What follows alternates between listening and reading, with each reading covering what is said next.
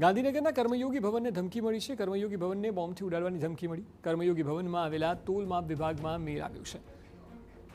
ધમકીભર્યો મેલ મળતા કર્મયોગી ભવન ખાલી કરાવાયું છે. પોલીસ અને બોમ્બ સ્ક્વોડે તપાસ હાથ ધરી છે. તો બોમ્બથી ઉડાવી કર્મયોગી ભવનને ધમકી મળી અને તોલમાપ વિભાગમાં મેલ આવ્યો છે કે ધમકીભર્યો મેલ મળતા કર્મયોગી ભવનને ખાલી કરાવાયું છે. પોલીસ અને બોમ્બ સ્ક્વોડે આખા મામલે તપાસ હાથ ધરી છે.